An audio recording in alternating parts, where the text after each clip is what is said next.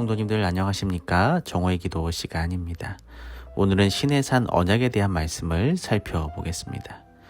출애굽기 19장에서 24장에 걸친 이 말씀을 우리가 읽어보면 언약의 수립 사건들을 우리는 발견하게 됩니다.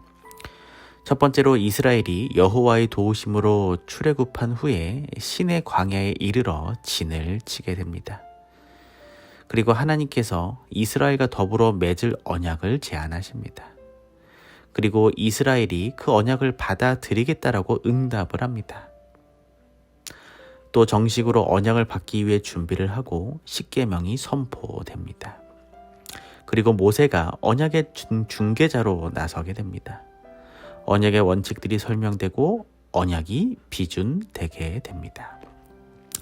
신의 산에서의 언약은 구원의 계획이 있어서 중요한 역할을 담당하고 있습니다.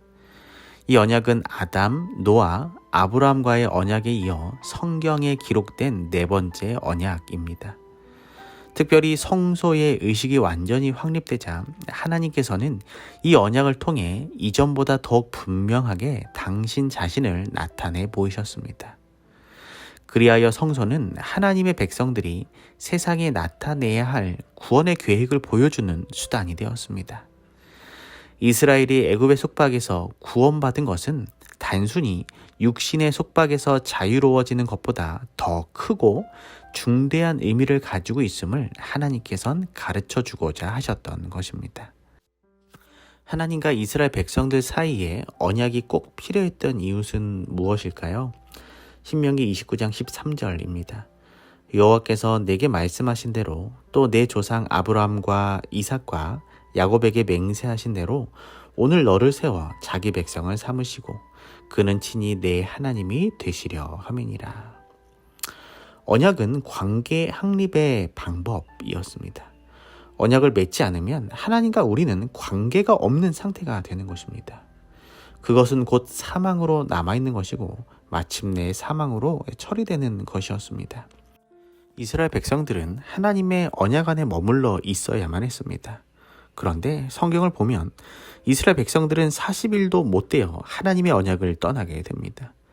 그들이 준행하겠다고 대답한 그 언약을 스스로 파기하고 떠난 것입니다.